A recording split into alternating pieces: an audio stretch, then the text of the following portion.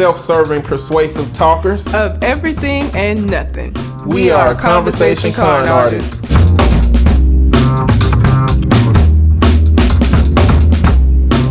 What's going on? I'm Mr. On Point. And I'm Calamity Red, and we are back for another episode. We survived the holidays, just barely. Barely. The holidays, man. I mean, it's a good time of year, but like sometimes I just be ready for the new year to come and like skip all of this other shit. Like, yeah, it's a lot. And you know, all some of these kids wanted for Christmas was their 2 front teeth. But they got some tornadoes and some floods. What the fuck is going on with this weather, though? I have no idea. It's like 80 degrees. And I mean, it's Alabama, but... this might be what that global warming thing about. It might be, because even in New York it's warm for this time of year. They don't even have snow. You know, by this time, you know, they be snowed in. I don't know what's happening, but I don't like it. I don't like change. Me either. It's too much. How was your holidays? It was all right. I mean, I didn't do anything or go anywhere, mainly because of the floods. Yeah. The roads on my way home were closed. I went online and saw some videos of my hometown with trucks floating by, and I was like, God. I'm not going there. I'm going to stay here. Yeah. But I enjoyed the holiday time, so, I mean, it didn't make a difference to me. So, okay. What about yourself? I mean, I went and visited my family. It was family, so. It was family. You know, it was like regular family time. Yeah. Yeah. But let's just get right into some unnatural selection for this week. Got a couple of stories. Did you by chance hear about R. Kelly's little interview? Real quick interview he did with Huffington Post? I did. You scroll down your Facebook feed and you see like, I'm over R. Kelly stuff, so when I'm scrolling down and I see R. Kelly, I just be like, R. Kelly. Just keep scrolling. You know, so I didn't pay no attention to it, but I briefly got it. Yeah, he walked out because he has a new album out. It's called Buffet something. Yeah, it's the follow-up to Black Panties. I don't know what it is he got going on, but... The Buffet, I think. I think it is the Buffet. But, so the person from the Huffington Post asked him, because I guess it hasn't sold all that great, and she asked him if he thought that the previous allegations against him had anything to do with the low sales, and he just got real in his feelings about it. Now, people have been like, well, he came on the show to talk about the album. She shouldn't have been asking him about that. But come on now. Right? Like, he gonna be asked about that forever, as he should. Yeah. Because here's the thing. There's video evidence. He didn't get convicted of this. I didn't watch the video, but there's video evidence of this. And he got tried in the court of public opinion. So, if you're gonna do what you're getting upset about, you know that's gonna be something that people are gonna ask you about. Like, I think he need to find a way to answer that question with dignity, because it makes you look a lot worse. Yeah, walking out on an interview like that. Like, if you know the question is coming, find the best publicist in America to tell you how to handle anything that can come from this situation. Yeah, that can help propel you forward. Clearly, it's gonna be people in the world that look at you regardless in a negative light. I mean, well, you can't ask him, but look at Michael Jackson. Hell, even Chris Brown beating Rihanna. Like, that's going to be something. Michael Vick and the dog. Like, it's people that's going to hate him forever. Yep. It's people that's going to hate them forever.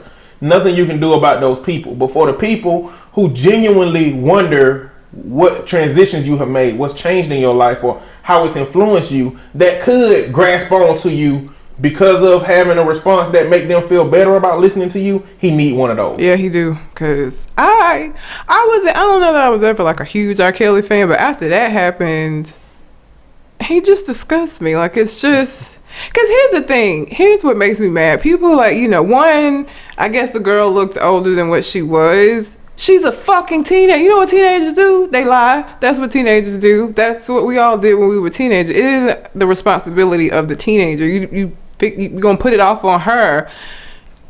That was his responsibility. And he has a history. Wasn't he messing around with Aaliyah when she was like real 15, young? Okay, yeah. So he obviously got a type. Age ain't nothing but a number. That's when it came out. R. Kelly. I just don't understand why he didn't expect that was going to be something that came up. Like, it's gonna always come up. It reminds me of, and people's response to this, either people are like, he needs to get over it, you know, he's terrible for doing that, or people are like, well, he was never convicted. And it reminds me of that skit by Dave Chappelle, where he was like, he would have had to see 2 forms of identification. His grandma would have had to be there, like, in order for him to believe, even though they had the video, in order for him to believe that it was R. Kelly that actually did this. You're right. Maybe he just needs a better publicist. For the moment, he needs a publicist. He needs somebody to make him look favorable in the eyes of the people that can potentially listen to him. Because it's clearly people that always supported him, that's always going to support him, that's going to listen to his old songs and say, you know, I'm an R. Kelly fan, and still listen to his new stuff. But I think the question that she was asking was for people who you could give an appropriate response to that could potentially now listen to you, because you know, you understand the importance of how people feel about that thing. Yeah. You know, he may feel like he didn't do anything wrong. He still may feel like it wasn't his responsibility, as you say it was, you know. But the question is not for himself, it's for the people. Yeah. And he need to answer the question for the people in a way to make them feel better about the situation. So, to me, he need a publicist. And I think Dave Chappelle's skit also highlighted how preposterous it is when it comes to that situation. I'm not saying that it's the girl's responsibility. It's definitely the grown person's responsibility that could be doing something wrong to a young person. But how do you? And at the end of the day, if that lying teenager at the very end of the day don't have all the stuff that you need to prove it, how many people gonna say, well, no, get out of my hotel? Well, no, get out of my house? I don't think we see that. We're not gonna see that. Yeah, but but the thing is, you gonna be the one held responsible for that, though, right? If she is because in other situations, not this one with him, but in other situations, the court don't give a shit. Even if you can't prove that she like they don't care, you still are going to be punished for it. So you're the one that's taking the risk, not her. Like, if she is lying to you and you're not gonna get the identification or whatever the case may be, she not gonna get punished for this. She's gonna be looked at as a victim, regardless of how manipulative she may have been in the process. She's still gonna be the victim solely based on her age. So it's more about, you should be more about you covering your own ass as opposed to, you know what I'm saying? Like, I don't know. Did you hear? Like, I haven't heard the buffet, but somebody sent me Black Panties when it came out. That was the most vulgar shit I've ever heard in my life. Like, I don't know this direction. He's always like saying about sex, but this is like really vulgar. Like, it was a lot. I think I might have heard that album. Was not a fan. Like, it was just too much. Somebody described this new album as lukewarm to me. So, I mean, I haven't jumped to get an R. Kelly album ever in my life. Yeah. And I didn't really listen to music back when I was little like that. To have had all the joys of listening to a song when it first come out and the wave and everybody be into it. I kind of got into some of R. Kelly songs after the fact. Yeah. You know, like after several of his albums had been released. So I can do without R. Kelly. But if he would have gave an intelligent, well thought out interview, then I possibly would have said, I like what he said. Possibly. I mean, that's how I do. I give people the benefit of the doubt. I know. You know, so it's something that he could have said that made me second guess. Yeah. Why I haven't listened to that album, but I ain't gonna listen to it now. Threw a tantrum instead, like a child. Exactly. And then like you got one more question. Like, I saw that part where you was like, you got one more question, and I like that she held her ground on what she was asking, but I don't like how it was handled. But you remember the Boondocks episode too? Oh yeah, the trial. Yeah, where they highlighted how he just kept telling people, they kept playing the music and they just couldn't dance. Like, nobody cared about what the content was about. And you know, realistically, that's probably more closer to what happened. Yeah. Public opinion held that the popularity that he had and how much people like him outweighed potentially what he did. Yeah. You know. Which is sad. Another Dave Chappelle joke was in his stand up was like, If you just start peeing on a person, what do? You just move out the way. Just get out of the way. Like, if you get peed on and you stay there, a part of you wants to be peed on. You know, That being said, men who like peeing on people, you can find a grown woman that like to be peed on. Yeah, it's all kind of people. Not a child. All kind of fetishes. Don't pee on a child. Don't pee on children. Yeah. Yeah. No. But don't pee on anybody. It's waste coming out your body. But it's gross. Like there's so many. If you got to. Have you seen the list of paraphilias? Yeah, I have. It's ridiculous. Paraphilias is like fetishes. If y'all get on Wikipedia and look at the paraphilias, all of those things have a name for it because people have reported that they do it to their lovers and they like doing it, or their sexual mates like doing it, and there is somebody on the other end who accepts it.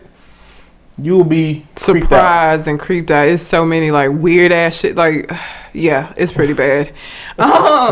Sticking with the legal aspect, Tasha Smith, who has been in a million Tyler Perry productions, she got a twin sister, got an annulment from her husband, which is not an easy thing to do, which is why people don't get annulments very often. They get divorced because you have to prove fraud and some other stuff. So annulment is basically like marriage cancellation. Basically, it's like you were never married, as opposed to like getting a divorce, which is just the dissolution of the marriage. So why get a divorce over? Why get an annulment over divorce?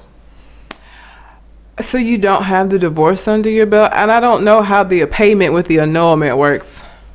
Like usually divorces, people split, the cost, I think, of the divorce. Okay. With the annulment, the other person may have to just pay for it. Since probably don't have no financial implications after either. Like one of them like divorce, you have to dissolve all of the assets and stuff. You probably just get to walk away with your what you came in with an annulment, I would assume. Yeah. And she got an annulment they had been married for like over a year, I think, or no, like 5 years. They've been married a while. Since 2010, I think. Yeah, they've been married for like 5 years, and she still managed to get an annulment because he had like kids he didn't tell her about, and just all kind of shit he had going on. And people were like, "Oh, she should have took the time to get to know him." But I looked it up. She actually dated him for like a year, which I think is that's a decent amount of time. At least it ain't 6 months or 3 months like some people do. Meet somebody, I'm in love, we're getting married.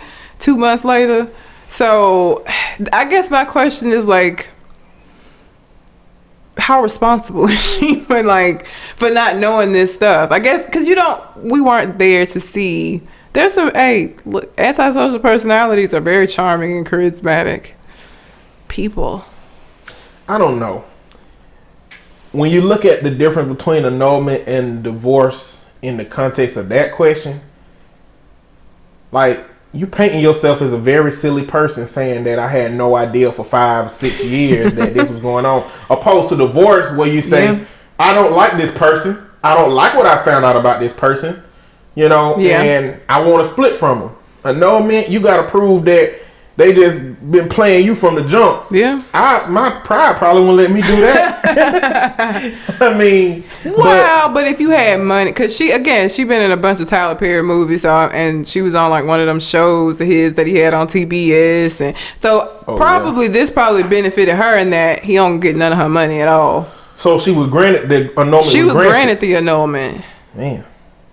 So she was able to prove like a substantial amount of fraud on his side of things. Had to, because 5 years, like I don't know I don't think that there's a time limit on an annulment, but it ain't usually 5. Usually people don't get an annulment 5 years out. Like usually that's something that happens fairly quickly. She paid a judge off. She got the money too. I'm gonna pay this judge before I pay him for this divorce. She might have. I don't know. People, you gotta take time to get to know folks.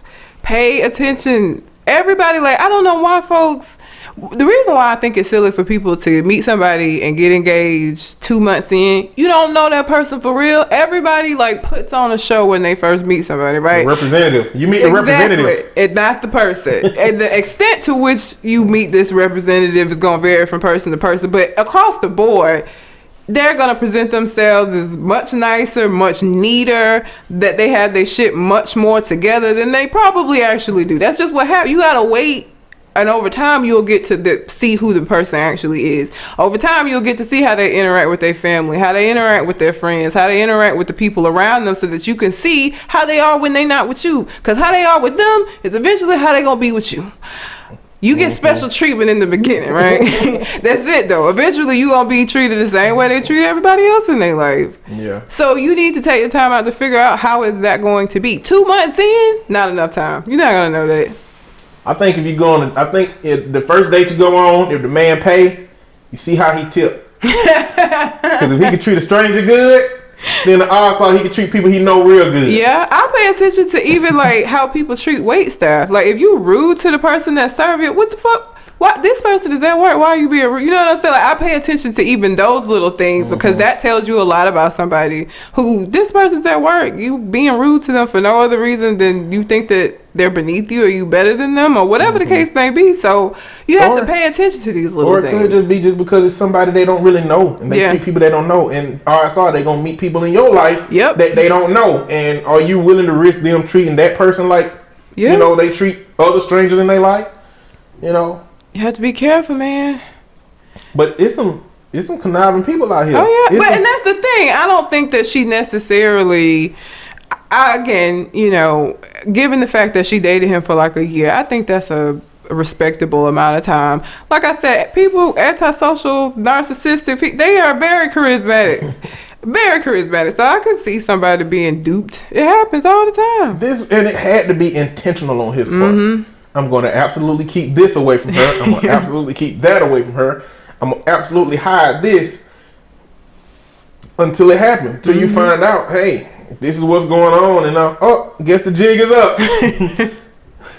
Yep. Would say I get to do it to the next person, but now he all blasted all over the TV. Yeah. His business is gone now. Yeah. I don't even know what he did. I forgot what he was. I don't know if he was in show business or not too. I don't know. But you said he used to be her manager, I think. Oh yeah, he was her manager. That's another thing. Why don't mix business and pleasure? That never works out well. Ask Usher. He doing it again though, because his first wife was his stylist and his current fiance is his manager. But I think that's all you know in that world. I mean, you don't really. I mean, I be thinking that everybody else is not genuine. Like, who do you find that's genuine? That don't look at you as, you know, Usher. But your manager absolutely does. She gets paid based on you being Usher, and so does your stylist. Like, I don't know that I would trust those people any more than I trust any other folks out here. Well, they probably the only ones that can talk to you like a regular person at some level. Yeah. Opposed to everybody else talking to you like you sitting on some kind of throne. You know, you're like, and I'm pretty sure it's people who like that. Yeah. You know, but it got to be some kind of benefit to people talking to you on your level. Yeah. Probably.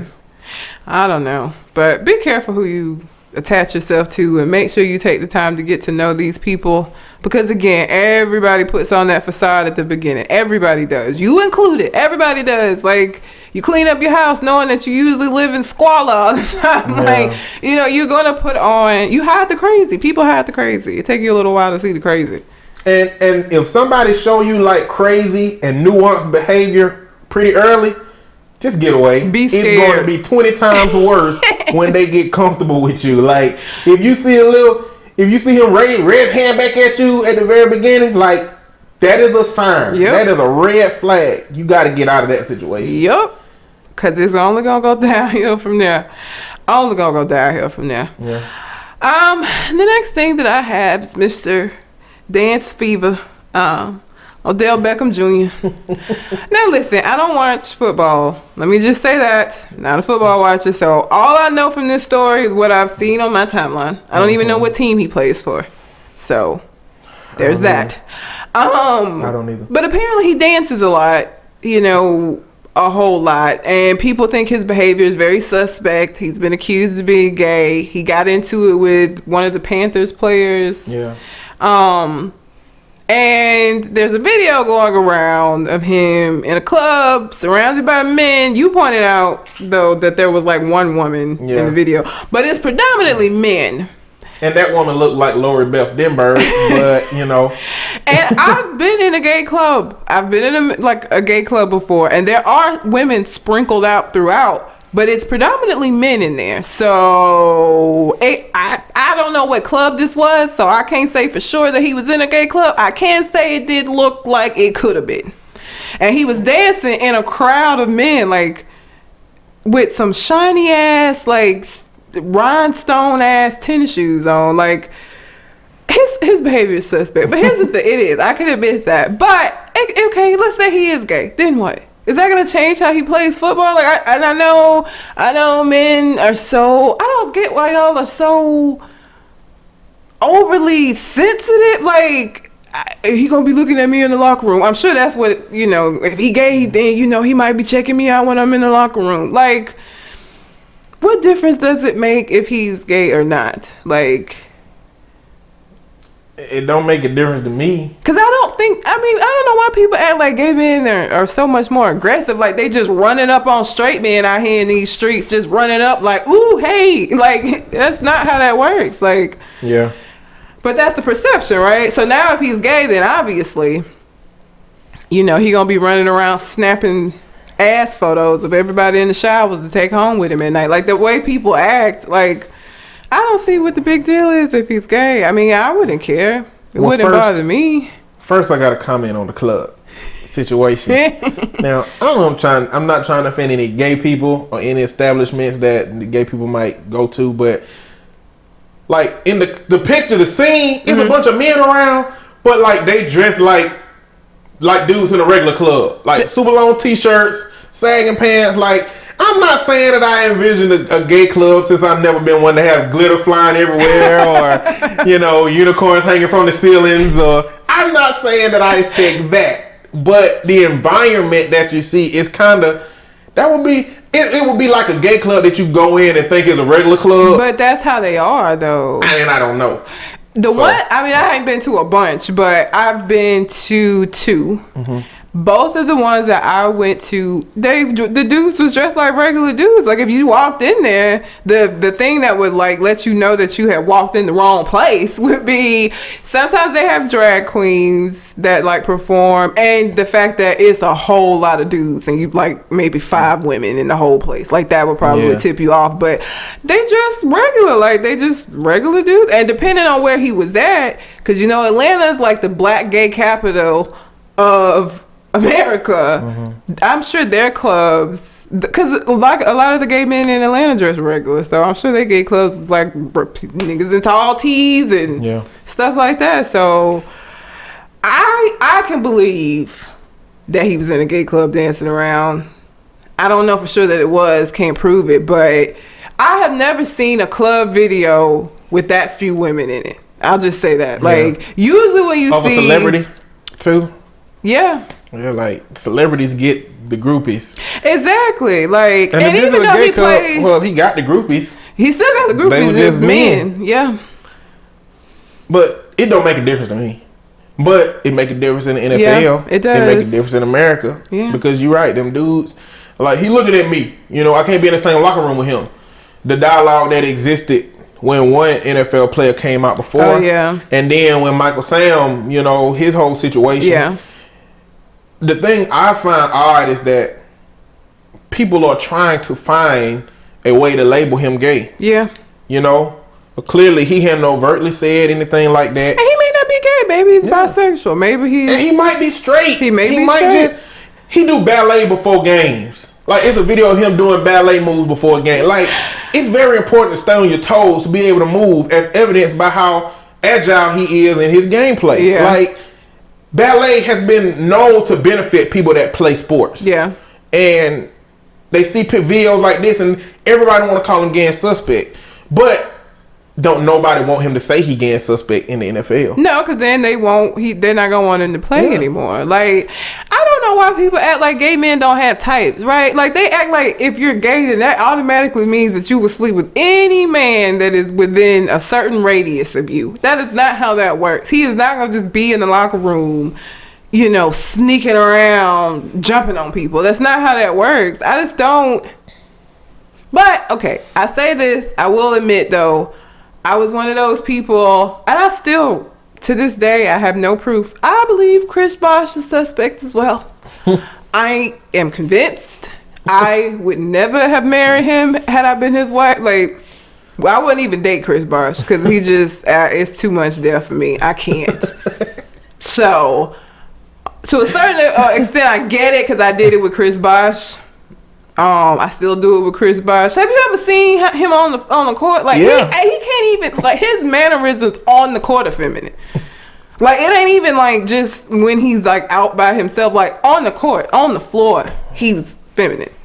It's but weird. You know, if you look at everything in terms of scales, like a bell curve, even on a scale of masculinity, where you know a dude is straight, yeah, there can still be a scale of super masculine Terminator Rambo. I'm gonna throw a truck across the yard too, down to a man that is straight, but just might have a significantly more amount of feminine mannerisms that will make us in our society look at him and say he gay. Yeah. Instead of, we would rather say in our society, I think, is he gay than that's a man that is a lot more feminine than what we are socially accepted. Yeah. I think it's easier to say that because, man, when you get into the realm of trying to discern which is which, yeah, it's just easy to just assume everybody gay.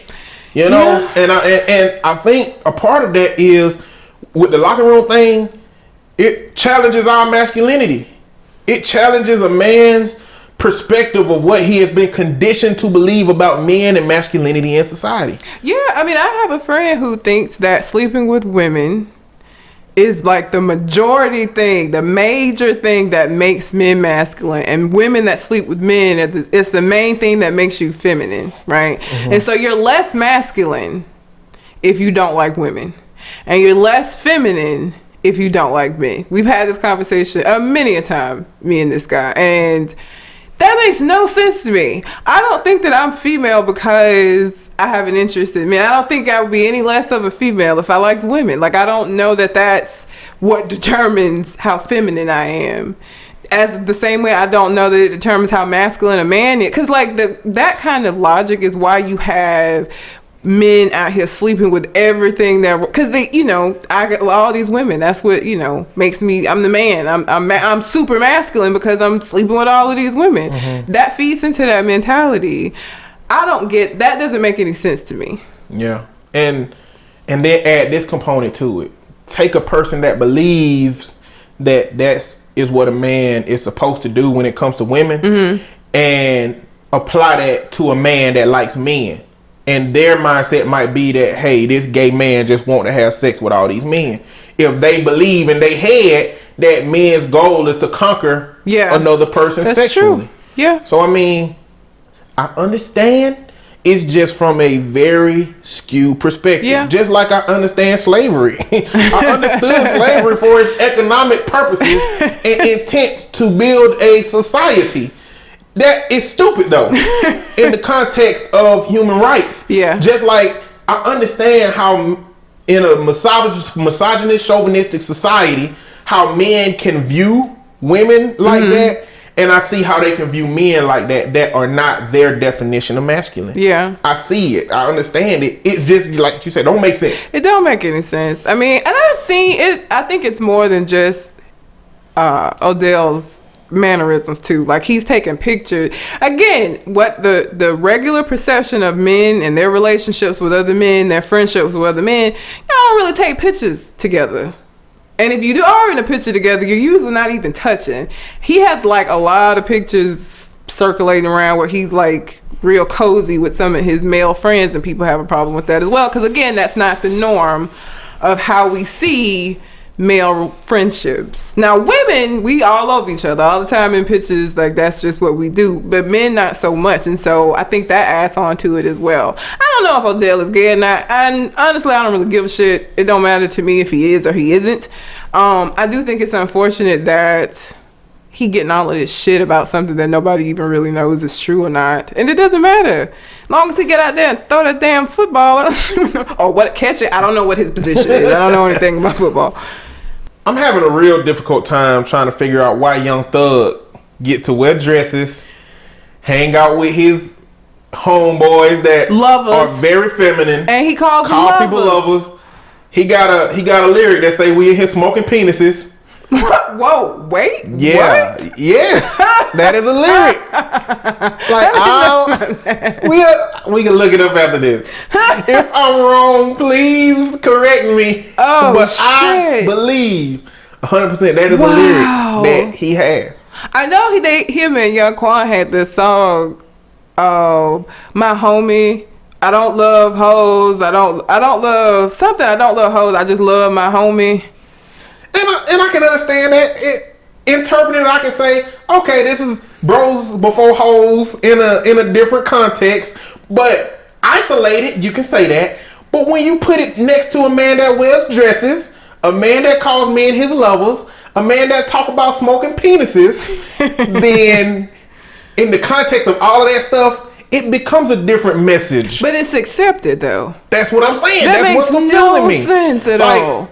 And I'm pretty sure the same people that have a core problem with the possibility that Odell Beckham Jr. is gay don't like Young Thug themselves. Maybe.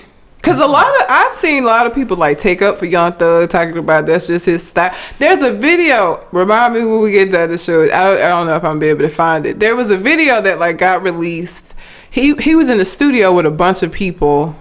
Somebody was like recording what was going on in the studio, and there's like white male gay porn playing on the screen. Like you can see it.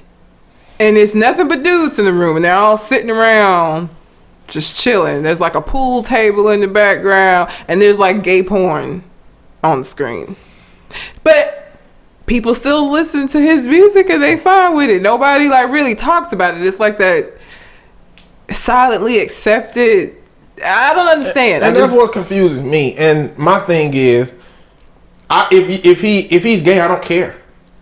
I don't like Young Thug all by himself without that stuff. I can't understand what the hell he say. I don't know none of his song. I have no idea what he says. I don't get it. But you know, been out of rap for a while, so I mean, Young Thug burst in the screen is like, okay, I don't know what I'm listening to, but I already don't like him, and the gay stuff don't change any of that. You know what I'm saying? It's just I'm looking at it from the perspective that we accept some of this behavior from some people, we reject some of this behavior from some people. Why is the question? Maybe because NFL players and athletes can't really talk and say what they want to say because they represent the organization and they can get in trouble for some of the things they say, versus rappers can say whatever they want at any point in time and they can represent their ideals more, you know, because you can call Odell Beckham Jr. gay and he got to walk away from you. You call Young Thug gay, then him or his partners can pull out some choppers. Yeah. You know, like, I don't know. Just imagine he carries around a little pink gun. A little small caliber pink gun. I don't know. I just imagine that's what he would have. It's still capable of murder. Yeah, well, but I just imagine he has a cutesy little gun. I don't know, I don't get it. I was done when I saw him wearing that dress. And in the interview, they said, "What is that you wearing?" And he was like, "A dress." Like they thought he was gonna say, "Oh, it's a tall tee that I had especially made with thin straps on it." He was like, "Yo, it's a dress." And then, like, the interviewer clearly expected him to expound on that. Yeah. But what other questions could you ask after somebody openly say, "Yes, a dress"? What else? It ain't nothing else. You don't want to say why you wearing a dress, because then that's gonna turn into some aggression, probably. Yep, probably so. But I just don't understand that dynamic in which we split how we view different things in different contexts. And you would think that it would be worse for Young Thug to be gay. If you had to choose one of them being gay, you would think it would be, because Young Thug, hip hop itself is super misogynistic, super, you know what I'm saying? Homophobic. Like super homophobic. So you would think that it would be worse actually for him to be gay and to be doing this shit as opposed to Odell, because of just the climate of hip hop. So I don't understand. I've never understood why it's been okay for him to do that. Like, I just don't get it. It don't make no sense to me. Well, if Odell Beckham is gay, he has more to lose than Young Thug got to lose. Which is sad. Which is his career. Yeah. I don't know what he got to fall back on. When Young Thug, he can come out in a rap song tomorrow and say, "Yeah, I'm gay," and he's still gonna have a career. He's still gonna rap. Now I don't know how his sales would do, but probably it looks like that's what it is now. Yeah. You know? Probably go up among like gay black men, like Atlanta. He'd be popular in the clubs in Atlanta. Yeah, like he already probably is. Yeah, I'm sure. Like, I don't know. I just don't understand. And speaking of things that I don't understand, y'all need to leave Steve Harvey alone. No, y'all don't. Keep going at Steve. Steve made a mistake. It happens. I think Alan Thicke did the same thing before he like called out the wrong name. Like, it happens. Like, and I saw the little cue card. I probably would have fucked that up too myself. Like, it was not very clear as to who the winner was, looking at it from like a teleprompter. So I mean, I get it, but people went in like he just, they act like he, I don't know, called Obama fucking Muslim. I don't know. They just really went in. But I don't think anybody called Steve Harvey a terrible person. I don't think they challenged very much about Steve Harvey's character because he'd been in the world so much. They just had memes highlighting the mistake he made. It was really funny though, because like there's one. Hilarious. Did you see the one where he's holding a Coke bottle and it says "Merry Christmas" from the Pepsi company? I didn't see that. Yeah, they made a bunch of. So, speaking of Odell Beckham Jr., there is one. So Odell Beckham Jr. is very famous for a catch he made where he was leaning all the way back and he caught the ball. Yeah.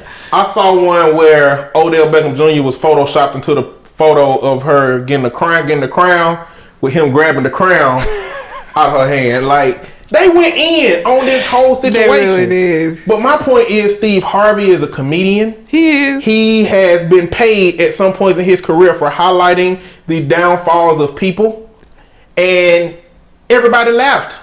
Yeah. And I think Steve Harvey can take it. I think he can take it too. I do. It's going to die out like everything else. Yeah, he got to get it while it's going, though. Yeah. But he put out a photo of himself saying "Merry Easter, everybody" on Facebook. That's good. He's got a good sense of humor about it. He can take it. Like, everybody's coming to his defense as if Steve Harvey, if he wanted people to stop, then he could have went on the "Stop Messing With Me" campaign. Like, get your laughs in. That probably would have made it worse though, because then he would have been overly sensitive, and people would have went in even more had he shown that he like cared about it. It would have lasted longer. Like, the way that whole Meek Mill's Drake beef, Meek Mill's made that so much worse because he was so butthurt about it, and so it went on for way longer than it necessarily would have had he just bowed out gracefully. Yeah. So yeah, I guess that's true. I mean, I don't watch the pageant. You know, they acting like Miss Philippines won, but he called out Miss Columbia. They ain't like Miss Columbia's life is over because she thought she won for like a second and she didn't. Okay, so she's like 21. Yeah. Like, run you got again. plenty of life ahead of you. Run again. Yeah. I mean, whatever. Like, win next year. But I mean, not to invalidate the emotional distress that you may have in that few milliseconds. Guess it was sad. You know, but still, mistakes happen. Yeah. And I think that they've done a good job at communicating that, because I think Miss Columbia released a status or something that talked about the situation, but also said that it had, you know, like Colombians and Latino people had been talked about this much in a long time. I think it's refreshing to see that dialogue about people that don't normally get talked about. Well, that's good. I think that's something that she said. But let me give y'all some advice about these meme waves. When somebody make a mistake in society, when somebody does something today, because it travels so fast and because people are so very intelligent and cunning and witty with the responses to those things, just let it die. It's gonna come and it's gonna go. And nobody gonna be talking about Steve Harvey, Lil Blunder next week, because next week is gonna be old news and people ain't gonna want to hear old news. Yeah. Just let it go. 1 week, 2 weeks, it'll be over. Y'all don't gotta get out there supporting that person, taking up for that person. They either can take it or they not gonna make that mistake ever again in their life. You know what I'm saying? Like, Steve Harvey ain't gonna make that mistake again in this context.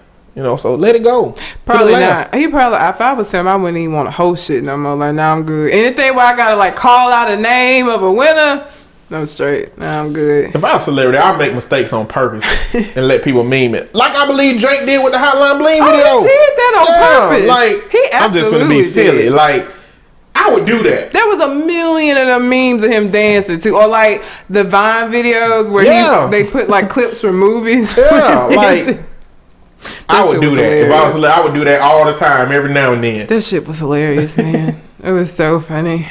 I think that's all I have for unnatural selection for this week, though. It was like, because of Christmas, you know, wasn't a whole lot of stuff. I'm sure I'm missing some things, but y'all need to follow me And send me things so that I will stay abreast of things, because I have a tendency to, if it ain't on Facebook, I don't see it a lot of times. I don't watch the news. So I'm on Twitter, red_calamity. So yeah.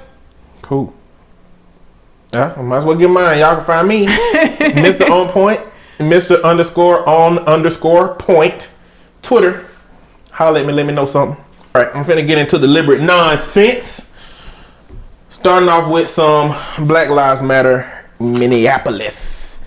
In Minneapolis, in the Mall of America, or whatever the biggest mall in that state is called, they plan on having a protest.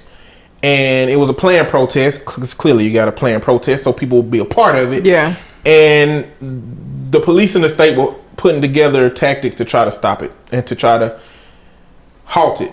But what turned out happening was they had it, a bunch of businesses closed because of it. Mm-hmm. And I saw an interview with one of them, and they were talking about how, like, she was saying, why inconvenience businesses? You know, why take money away from the businesses with the protest, and, you know, why this and why that? And so, you know, it kind of made me think, how are you supposed to protest? You know what I'm saying? Like, it's not supposed to be convenient. It's not supposed to be like what day works better for you, so that it doesn't, like, that's not how it works. Like, what part of the parking lot is okay for us to be at, you know? Because we're gonna set up some stuff, like, and be the furthest away from the people that we're trying to get the message to. That doesn't make any sense at all. If we're away from the businesses, the reason why the people are even in the damn mall is to come to the businesses. So we need to be here too. Yeah. Like, that doesn't make any sense at all. It's stupid. And you know, because, so, not that I do this on purpose, but, you know, at the Christmas time, you got a mall, little person ringing the bell for donation. Now, I never carry cash with me. Mm-hmm. You know what I'm saying? And it's just too many steps to get cash. Like, so I try not to make eye contact, because, you know, then it may start making you feel bad. It could potentially do that. And they're everywhere. Yeah, every store. It's like, even if you give to one, am I obligated to give to all of them? Because they're literally everywhere during Christmas time. Exactly. Like, and nobody cares about that. And I like, see, when you ring the bell, I just like when you just don't say nothing. Just ring the bell. Like, people be like, hey, look at me. You want to donate some money? Don't make me have to say no. Because I will say no. Anyway, like, but as Christmas time comes, what happens is that those Santas fade into the background. Mm-hmm. We kind of stop seeing them. We kind of stop focusing on them. And if you want a protest to be that, that's not a protest. A protest is supposed to interrupt the status quo to help those people see what the meaning is. Mm-hmm. And the lady in the interview, she put it very eloquently, when even the content of asking, you know, why interrupt businesses, the subtle implication is already that money is worth more than those black lives that we protesting, because the protests are for the fact that black lives are dying at a disproportionate rate to any other culture in America. Mm-hmm. And people need to know about this. And not only that, but that mall that they protested at had a history of unfair practices and acts against brown people. Mm-hmm. You know, and so she was saying that this is the best venue to do it. This is the best venue to interrupt business, because we need people to understand what's going on. Yeah. But I also understand the other side of that aggression, because here, when they protested, they shut down 280. And that, a very heavy intersection. If you ain't from Alabama and live in Birmingham, that is a huge thing for them to shut down 280, because that's a heavily populated highway. So that was a big deal. See, to me, an ideal protest is one that is crafted in a way that it does interrupt some kind of status quo in a way that helps people see the issue, but not in a way that infuriates them so much that they are angry with your tactics and not able to see what you're trying to get them to see. Yeah. Like, it has to be crafted in a specific way. If you shut down the interstate when people are trying to spend time with their family during Christmas, because this happened last year around Christmas time, I want to say. I think it was Thanksgiving. I think it was a little early. It was a holiday time where people were trying to actually move and get around. And I understand that component of not being convenient, but there is a way that you can do it that makes it so overly aggressive that people can't take the message from it. Yeah. You know? And so I just think you have to be intentional with how you craft a protest like that. But, you know, I just wanted to talk about, you know, the Black Lives Matter and how some of those tactics have been going with people. Yeah. You know, because people like to think that these things are dying out. It's like, oh, it's happening now, but it's not happening anymore. It's still protests going on about Black Lives Matter. Like, in some communities, this is serious business. In some communities, this is happening still. Whether it get publicized or not. Yeah. It's happening all over the place. The next thing I got is Killer Mike, Big Boy, T.I., Pharaoh Monk.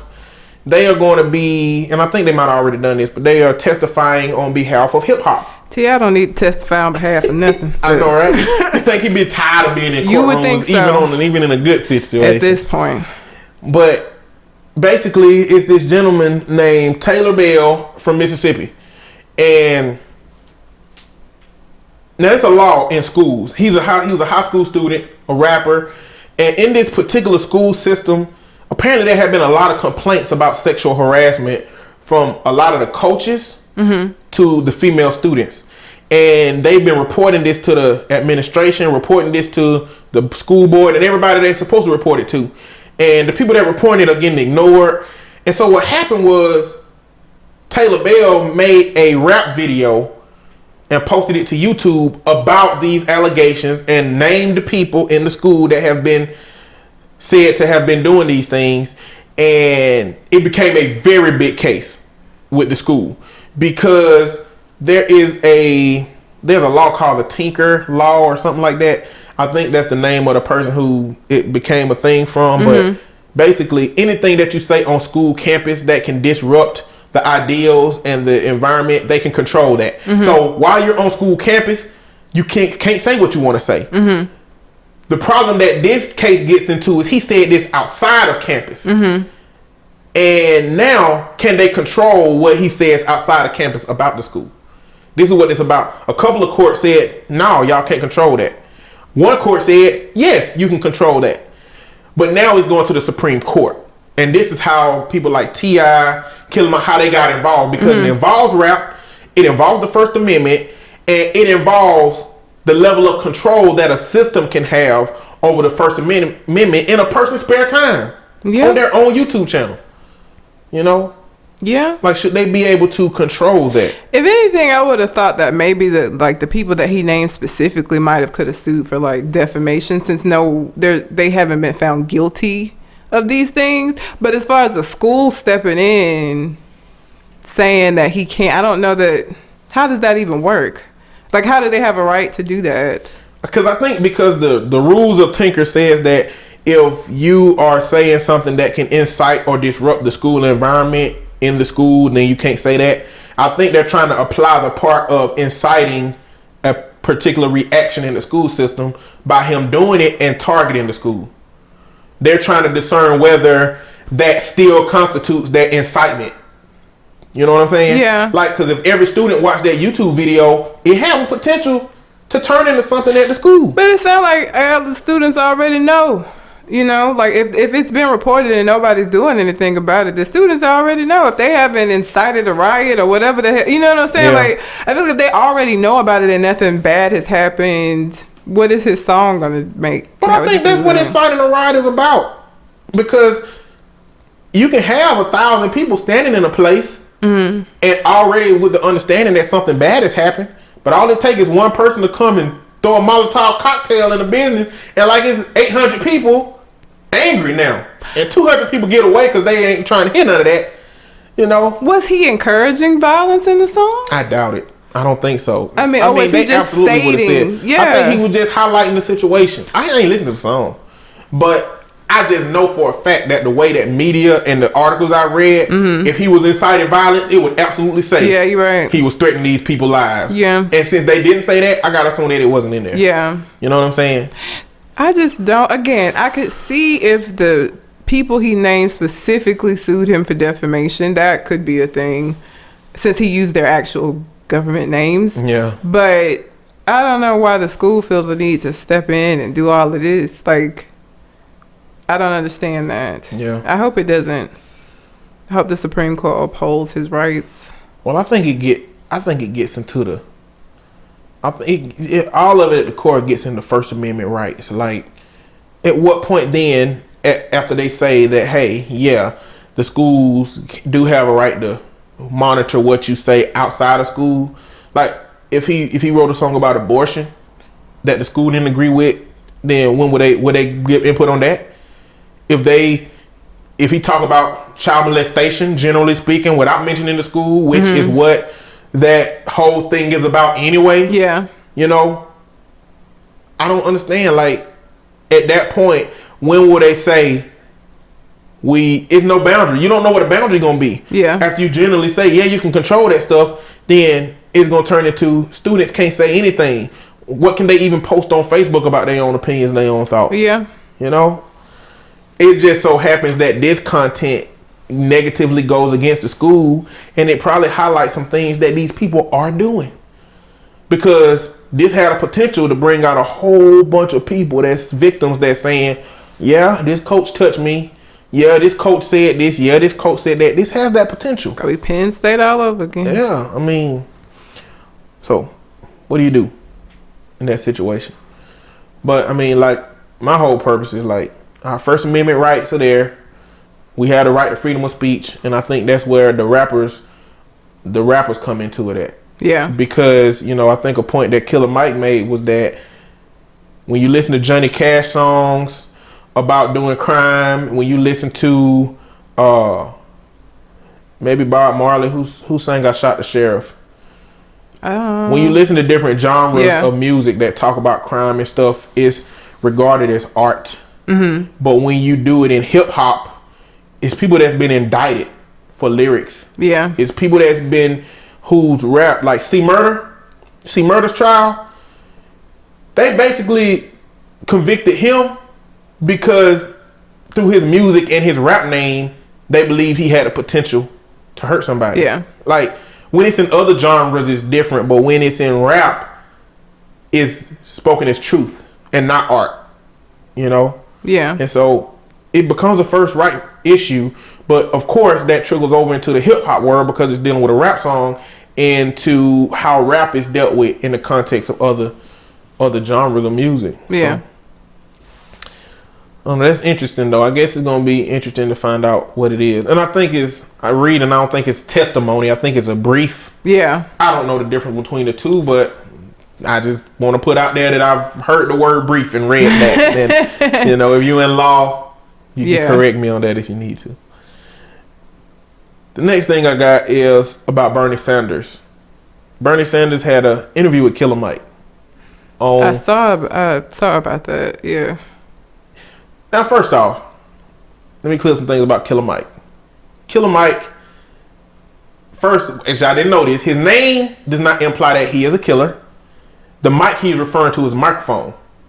So his name, Killer Mike, references the microphone and how he kills the microphone in that metaphoric sense of, you know, I go hard on it, you know, verbally. I did not know that. Yeah, I didn't either. Second, Killer Mike has a very intriguing perspective, especially when it comes to police brutality, because his dad was a police officer. And he's been vocal on a lot of different interviews. He was on Bill Maher. He was on CNN. He's on a lot of different shows talking about the police brutality thing and his perspective. He's very intelligent. Exactly. Like, very intelligent. Very intelligent. He absolutely respects cops. And so the perspective that he has is one that does recognize the potency of the issue, but also understands that there's a side of it that is underrepresented right now in terms of, you know, cops that are more decent than not. Yeah. And he's been heavy in politics for a long while. He got a song called Reagan that talks about Reaganomics and Reagan's era that really gives some insight to the devastation that, you know, Reagan, let me not say that Reagan caused, but the devastation that some of the policies Reagan implemented to the African American community at that period of time with the things that he implemented. And so this interview goes right in line with the things that he understands, that he lives, that he raps about. And so Bernie Sanders, being that Democratic, more close to socialist politician, he was just asking them questions about his views, how America is, his changes. If you didn't know, Bernie Sanders was, he was with Martin Luther King in a lot of different contexts in terms of things that he did in the civil rights movement. So he started asking him questions about the civil rights movement. Bernie Sanders gave some input on Martin Luther King. And like, the best thing I heard him say was that Martin Luther King was courageous. Like, if nothing else, he was courageous. Like, all the other stuff he did, but he said as a man, he was the most courageous person I've ever met. Because like towards the end of Martin Luther King Jr.'s life, he started focusing on social policy. The next march they were supposed to have was a poor man's march. And it was going to be Latino, white, everybody that's poor in the country. This is what he was working on before he died. Because, and they was telling him basically, wait, no, you black. You just focus on civil rights. You just talk about stuff for black people. And he said that it's no point of being able to sit in the burger joint if you can't afford the burger. And so he just has Bernie Sanders has a very interesting history when it comes to this country. And the way that Killer Mike owned barbershops in Atlanta, and they did the interview in the barbershop. There was a pit bull barking in the in the background, and they had to come up with a solution to get the pit bull from stopping. Like, it was real. Like, Bernie Sanders was there with them. So it just gave me another perspective of Bernie Sanders as a politician, because what's important to me is that you remove as much as the component of politician away from yourself in order to get my attention.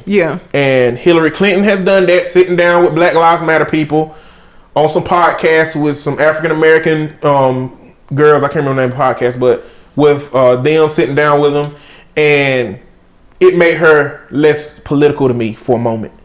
But she go right back into politics. Right back. But Bernie Sanders, I'm seeing a lot more of a person that cares about America, that values change, that values people, and not just a person that is contingent upon the political platform to do his own bidding, but pretty much using the political platform as a way to emphasize all of the things that he really believes and he thinks and what he's trying to accomplish. So if you haven't seen that interview, you should get into it.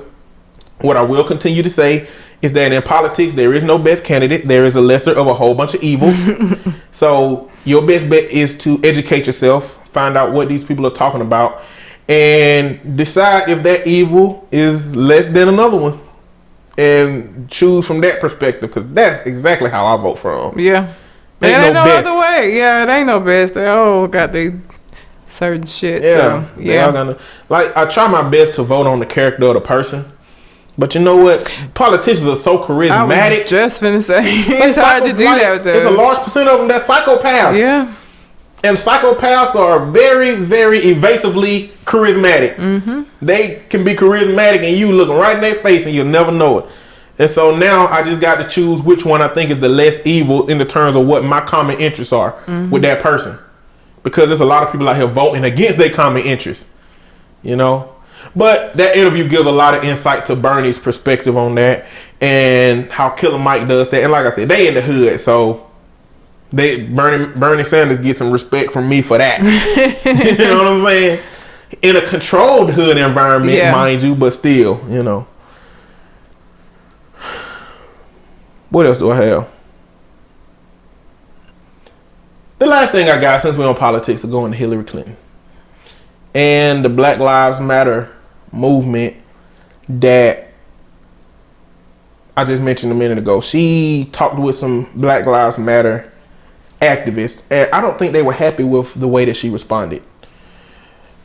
A part of it is that Hillary Clinton is not very charismatic, like most politicians. She's not. She's the wife of somebody that was originally charismatic, and I don't think you normally get two charismatic people in a relationship like that.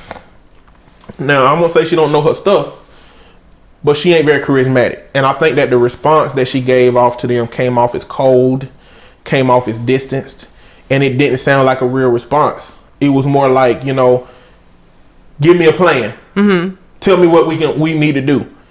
And I think they just didn't like that. But that's not the point. The point is, after that interview, and from some people I've heard people being so critical of Hillary Clinton, Bernie Sanders, and assessing the genuity of their involvement in these things. How do you determine how genuine a white person is when it comes to something like Black Lives Matter, something like a black person struggle, something like how genuine can you be? And if you can't, as a white person, at what point can they show themselves being something close to genuine that black people can accept? I think there's some people who are not going to, they are not prepared or capable of accepting any kind of, they're never going to think that they're genuine. Like, I don't know that there's anything that they can do that's going to influence certain people. There are certain people who feel like white people don't get it, they never will, and that's just how it is. And anytime they pretend to get it, it's just that it's them pretending. It's not them actually get it because they can't understand. And I don't understand that, because it's like you put them in a position, they try to do something, they're disingenuine. They don't try to do anything, then they're terrible people. You know what I'm saying? Like, you put them in a position where what can they do? You know, I do think that there are people, white people, who get it, who see that there's a problem and want to help. I think that they are genuine. I don't know how you measure the genuineness. Now that I don't have an answer for, I feel like it's just something, either you feel like they're being genuine or you don't. Like, I don't know. I don't either. I have no idea. Like, anybody that tells me, like, if it comes out of your mouth, I know there's a potential that you're lying, but I believe it until you show me otherwise. Yeah. And if you as a white person tell me that you support Black Lives Matter, you support African American struggle, you support something, I believe you. Until you show me that you really don't, or that you're just really ignorant and you believe that you do. And we can have conversations about that. We can talk about what you don't understand and how we can change, that understanding if it needs to be something different. Yeah. But when you absolutely shun people that you could have that dialogue with, then you lose support. Yeah. And I know it's a lot of black people that don't care about losing support, but racism is an unfortunate thing in this country for black people and for white people that aren't racist. Yeah. You know what I'm saying? And for Latinos and for people who are not racist against Latinos. Like, there are people that do get the stigma of being racist because they white in America. You know what I'm saying? I mean, there are people who think that all white people are racist. Like, there are people who feel like they're all racist, and that any of the ones, again, it's just an act. They're all racist. Some of them just try to pretend like they're not, which I don't even know why that would be a perspective you would want to have. How fucking sad would that be, right? How sad is it to feel like there's an entire segment of the population, the controlling segment of the population, to feel like they hate you, and all of them hate you and will always hate you. It's depressing as shit. It is. Like, to feel like none of them care at all. Like, well, and I think that it's a part of American society where we get into this. It got to be one way or the other. This black and white thinking. It's a scale of gray. Yeah, gray is everywhere. I don't know why people leave out gray. There's more gray than there is black and white. I mean, on a scale of racism, at the very top of the way that you can think about racism, all white people are racist, and right below that is, not all white people are racist. Most of them are, but other ones are just ignorant. Below that is not. It's like, it's not a lot of racist white people. Most of them are just ignorant. And then below that is like, now it may be some racist white people, but most of them are just ignorant. And then below that is like, a lot of white people ain't necessarily racist, but they benefit from white privilege of them. Like, it's a long scale of ways that you can think about racism. So to me, whether you have the every white person is racist ideal or the no white person is racist ideal, you really invalidate all that middle ground that comes along with how people exist. You have to take that in consideration. Yeah. It is a large scale under which people exist in any context. Whether you're looking for a mate for a relationship, whether you're trying to determine how racist somebody is, whether you're trying to figure out their political scale. It ain't just Republican, Democrat. It's a whole bunch of middle stuff. Yep. Between them two things, but we get caught up in society, and this is one way or the other. Yep. Either and that is a very, very dangerous way of thinking. It is. Because you don't prepare yourself for the extra stuff that's lingering around. Nope. Anyway, that's all I got. Cool. That's all I got for deliberate nonsense. Anything else on your mind? Adele tickets are $800, which is fucking bullshit. Who finna pay $800? Listen, I'm an Adele fan, love her to death. $800, I could pay my rent. Adele is not getting my rent money. That's ridiculous. They gonna have people breaking in. They gonna have people kidnapping Adele for concerts. You right? Like I think because like her U.S. City tour dates sold out within like a minute. I think places like Ticketmaster, I think they like automatically like go in and buy all the tickets so that they can resell them at a higher price. Because I just cannot imagine that there was that many people sitting in front of their computers at 10 o'clock on the dot that like bought tickets and it like got sold out in like literally a minute. I just don't believe that. I think that there are companies like Ticketmaster that buy up the tickets because they have tickets available. Where'd they get them from, right? Yeah. So I feel like they just buy them up and then resell them at a higher value. That's unfortunate. It is. And it might end up being unfortunate for the performer. Yeah, who the hell can afford $800? Not everybody is willing to, get an eviction notice to go see an Adele concert. Yeah. Like your core fans that may not be financially stable are going to have a difficult time seeing you out here. Yep. It's ridiculous. That's messed up. Yeah, basically. But I won't be going to see Adele. Maybe I'll get to see her one of these days. It won't be this tour though. Maybe I get to see her when she do 45 instead of 25 because I'm not gonna be able to do it. So happy New Year to everybody. By the time we come back, we'll have celebrated New Year's already. So hope everybody has a happy New Year. Be safe, don't drink and drive, all of that shit, Yeah, careful. No do you do resolutions? Nope. I ain't gonna keep them shits. It ain't no point in doing it. So my goal every year is to strive to be a better person than I was the previous year. That's the only resolution I make because that's one that I can keep. Any other bullshit, like I'm gonna go to the gym and all of it, I ain't gonna keep that shit. So I do concrete, very simple resolutions. I'm going to buy new shoes in 2016. I will buy at least 2 shirts in 2016. I will try not to buy more than 10 games. And that's like $600 itself. We'll try not to spend that much on games in 2016. I will wait till games go on sale and not buy them right away. Like realistic stuff, what I'm saying? Stuff that I'm gonna meet. I do want to travel more next year out of the state. Mm-hmm. But that's really it. Like I just don't ever. I would just like to become a better person, and I got room to grow. Yeah. So that is the only resolution that I always make. Because anything else, I know I ain't gonna keep them shit. So yeah, I just don't even bother. I'm not gonna lie to myself.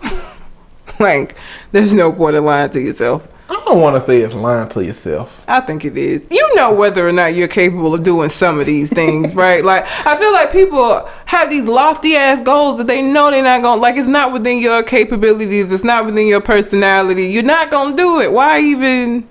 So, I would say less a lie and more an irrational hopefulness.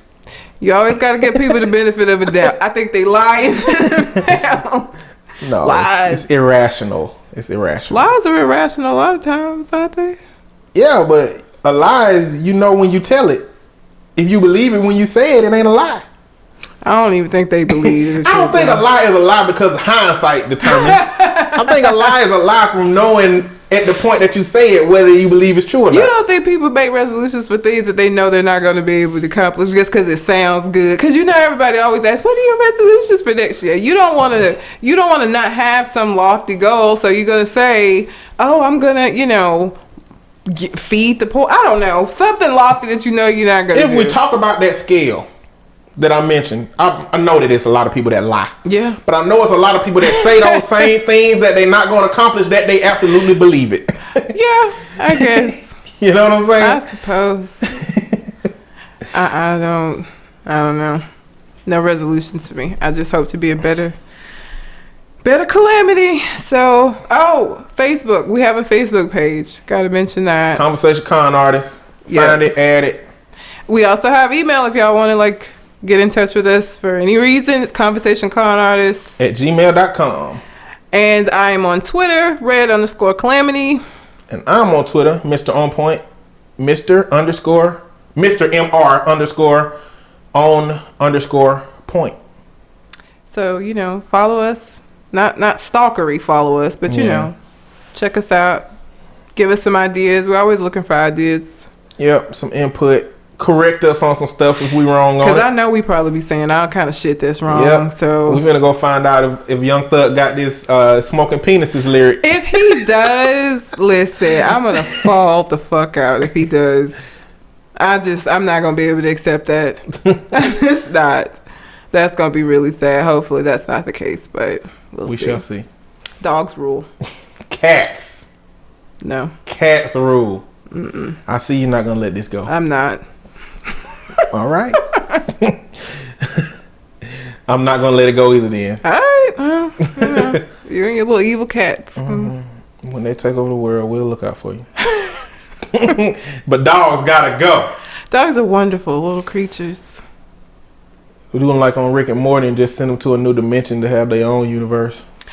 No, we'd be lonely without them. But cats need their own place. At the point the cat take over anyway, dogs gotta go. Like, you think they gonna... I'm gonna have to go at the point that cats take over. I don't want to be here. That's the humane way to let dogs go. Because ain't no telling what cats got planned. See, you even know they're evil. I ain't saying I don't know what they're capable of. Know what they're capable of now. Mm-mm. But they are great. Whatever. Anyway.